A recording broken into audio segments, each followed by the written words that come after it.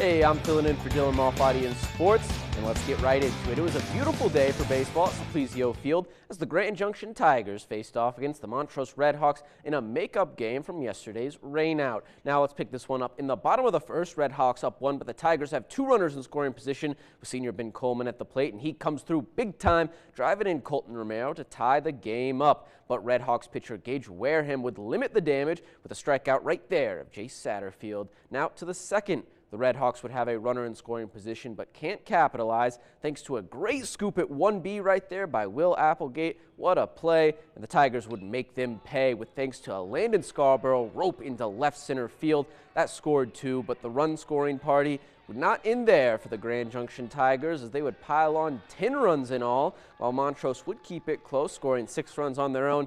It was not enough. Now both teams play again next Friday. Montrose will square off against Fruita Monument, and Grand Junction will face off against Durango. Now over to the college campus. CMU men's and women's tennis celebrated Senior Day with a match against MSU Denver. 3 seniors were celebrated in all. On the women's team, it's Holly Romero. Then on the men's team, it's Tyler Landon and Yandre Van Wyck. Congratulations to those 3 on amazing tennis careers. And, well, we've got final scores, starting out with the women, who get the nail-biting victory 4-3. The women in their season 13-11, and they'll play in the Pacific West Tournament. That starts this Wednesday. Now, the men, on the other hand, they were not as successful, dropping this match 5-2, bringing their record to 8-12. The men did not qualify for the conference tournament. Their season is over.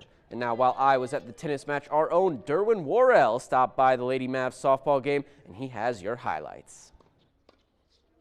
Fans hanging out in the bleachers on the party deck. Definitely my favorite spot to watch CMU softball. Top of the third, no score. Bases loaded for Regis, 1 out for Olivia Wick. Ball 4, a run will walk home, and Regis takes a 1-0 lead. Bottom of the third, 1 out for Ashley Bradford, and she puts a charge into this one. Off the base of the wall, she's going to have herself a double. Brandy Haller would walk. Riley Crouch would strike out. That makes it first and second with 2 outs for Sarah Joranson. Just stays in the ballpark. Joranson has a 2 RBI double. Lady Mavs take a 2-1 lead. To the top of the fourth, same score. Aislinn Sharp stands in.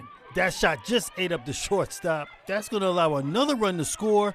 3-1 Lady Mavs. You want to see some defense? Check out Crouch out here in right field. Excellent play. Takes away extra bases. To the 6th now. It's now 3-2 Lady Mavs. And Sharp is up again. And there's no doubt about this one. And she says, I've been working out. 4-2 Lady Mavs. A little bit of insurance, but they would need it, folks. To the top of the 7th, Regis has runners at 2nd and 3rd with 2 outs.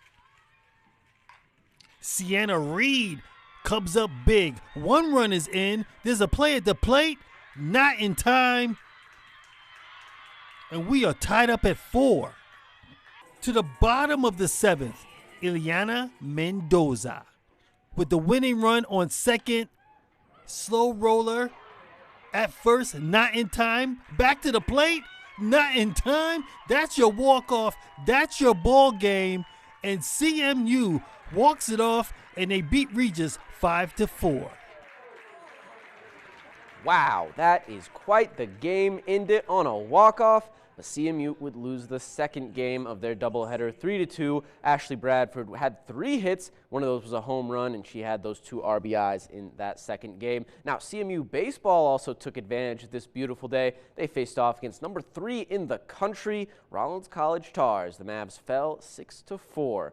And now in Bronson Arena, still on CMU's campus, the Fellowship of Christian Athletes hosted their All Abilities Sports Camp from 9 a.m. to 1 p.m. Around 20 kids with unique abilities and special needs attended the adaptive sports camp. The FCAA paired kids up with athletes, and they spent the whole morning playing any sport they wanted. from basketball and volleyball to baseball and soccer. Now, this is the first time the FCA has put on an event, and it looked like to be a resounding success. Now, let's get called up to the big leagues, as today is the 76th anniversary of Jackie Robinson breaking the color barrier and becoming the first African-American player to take the field in a Major League Baseball game. He started at first base and batted second for the Brooklyn Dodgers on April 15, 1947, as they faced off against the Boston Braves. Thank you, Jackie Robinson, for changing the game forever. Now, to celebrate Jackie Robinson's legacy, every player will don the number 42 across the MLB. That seems to be the only celebration for the Rockies tonight, as right now they're down 6-1 in the bottom of the 8th. That game honestly might have wrapped up by now, but not a great showing from Ryan Feltner, as he allowed 5 runs in 3 2/3 inning